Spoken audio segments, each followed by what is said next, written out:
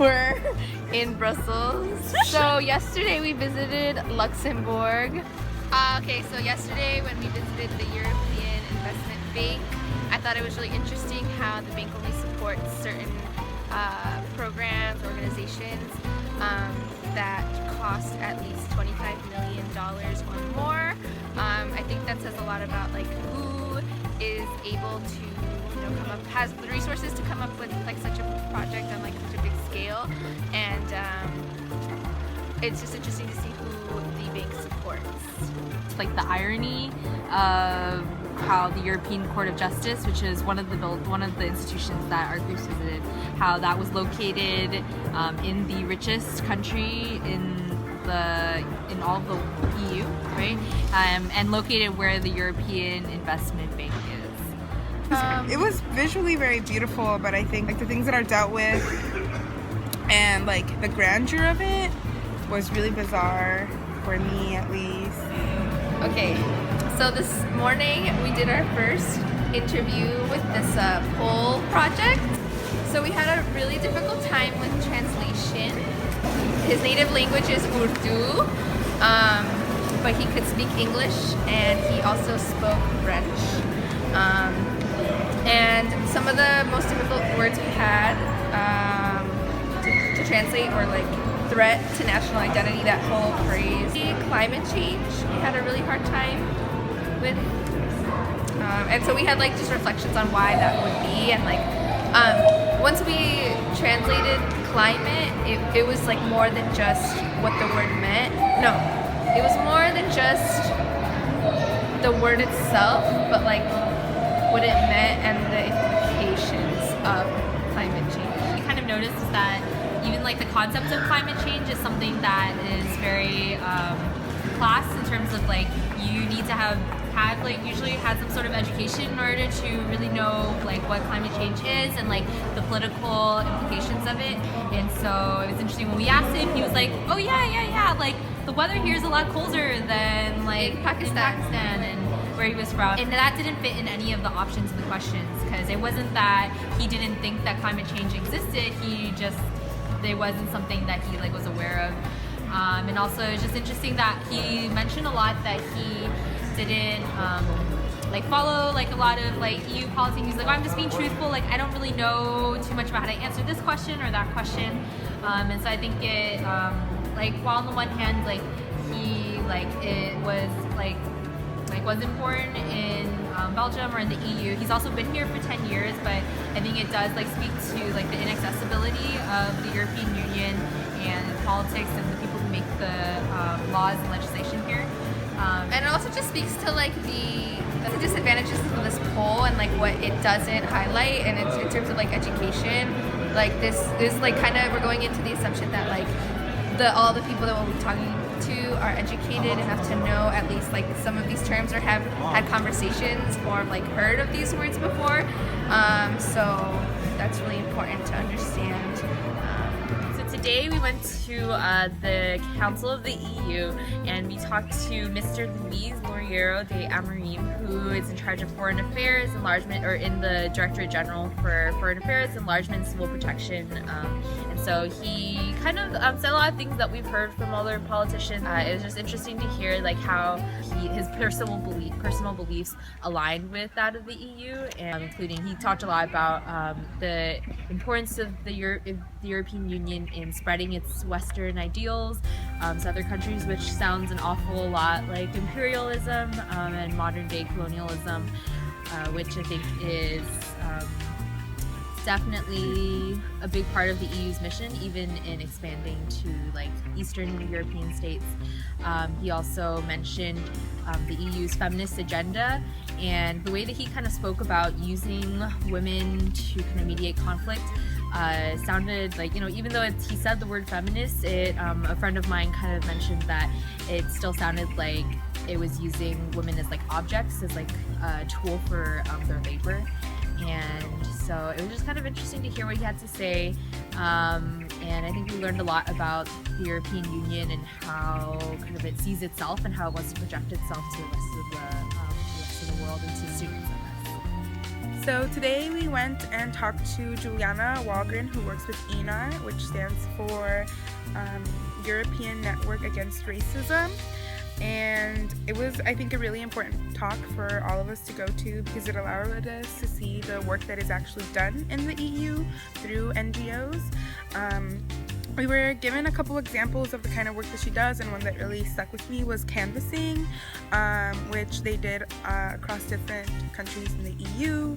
Two examples that she mentioned were Italy and Hungary, and how different and difficult based on the culture those were, and how they got 90% of the Roma people in Hungary to come out and vote, regardless of how they voted, which was really important in order for the Roma people's voices to be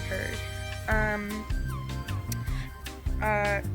Also, something really shocking that I didn't really think about prior to having this meeting was the documentation of discrimination in the EU and the need for data and facts in order to prove to the government that these things are happening.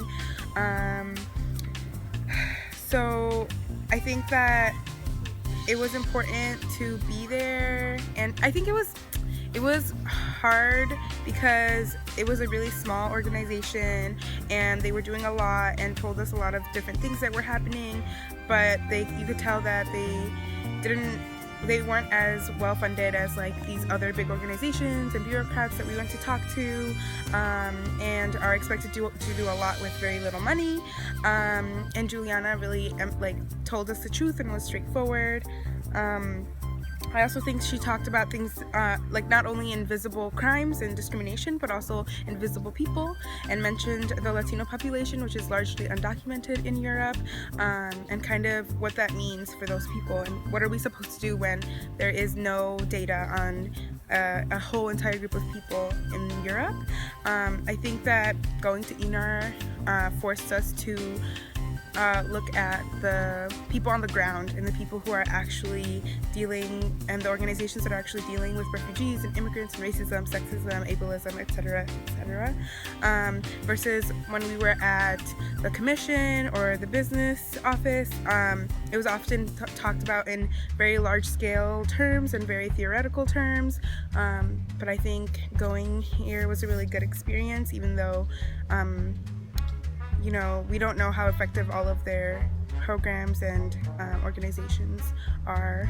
So we went to the Flemish permanent representation to the EU. But some of the main things that stuck out to me were specifically how their government is organized, and how there's federalism, and then there's also communities, and then there's also regions that focus on different things. Like specifically the communities deal with welfare, and then the regions deal with more environment and employment, and then federalism focuses on the finances and all that stuff. But one thing that the representative told us was that there's no hierarchy in any of those powers, and I was just kind of curious if that's actually true, and if that if the Flemish and the Wallonians and then the Brussels citizens, what they think of their own government and how they're governed, and if they think that that there's a more effective way of doing it.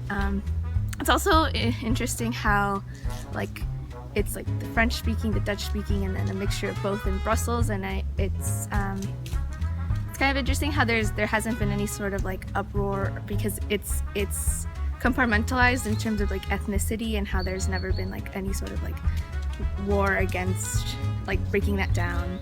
We went to the European Commission, and the presentation was very long and drawn out, and personally I felt like the slides were oversaturated with information.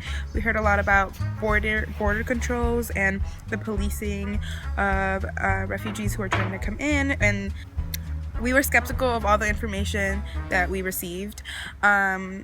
And he also even explicitly said to not read all of the slides. It wasn't the best presentation, and that it was too long and drawn out, and didn't really answer our questions when we had them.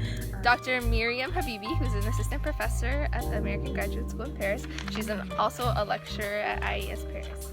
And so I think we all really liked her. One, because she didn't talk to us the way that a lot of other politicians and people from the European Union did, and two, also because she was a woman of color, and I think just hearing a lot of what she had to say was really refreshing and helped us to understand a lot more about about what was happening in Syria. She started off her presentation by telling us about kind of what citizenship and refugee asylum looks like in France and kind of its historical basis, starting from like the French Revolution up until kind of like the Geneva Convention and the amendments to that. And so I think that was really interesting to hear kind of all this situated in France's politics and its political history. And then also she delved into France's history in Syria too. So one thing that she mentioned in particular in speaking about the differences between a migrant and a refugee was like who gets to decide who is a refugee and who's a migrant, and talked about certain experts who experts who are like hired, and Professor Habibi told us that it really could be anyone from Frontex or Extrapol, which are also government agencies used to control the border, who decide whether or not they can claim asylum. She just talked about how like France was at fault for a lot of the things that are going on in Syria and like the divisions between different Muslim groups. How secularism is used to cover up racism in France. France, and what that means in terms of like the certain laws, like the law that bans niqabs in government buildings and public buildings. And I think she just really challenged like France's, like the idea of France, and that yes, it does do a lot of good things, but it also does a lot of bad things and harms people, and was really critical of France and the government. Yeah, we really appreciated like that she had a really honest opinion. So for our last meeting, we went to the French Foreign Affairs Ministry for Foreign and European Affairs. We met with Mr. Christophe Leonisi and I guess one of his assistants. It was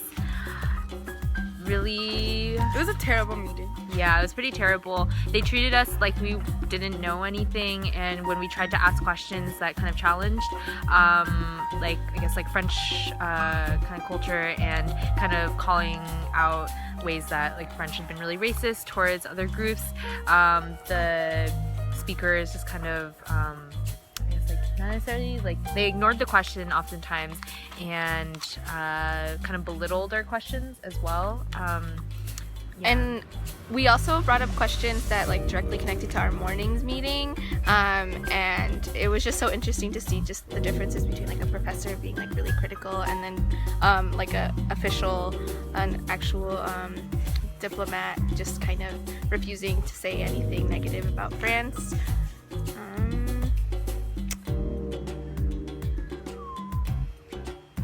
They kept asserting that France was like the most hospitable country for refugees and for migrants, and we're like, well, a professor told us this morning that France has a higher rate of emigration than their rate of immigration, and so he was just like, he refused to like even engage with that idea, and just said that it was just due to jobs and the fact that there weren't any jobs for even like regular French citizens, and that's why migrants were leaving.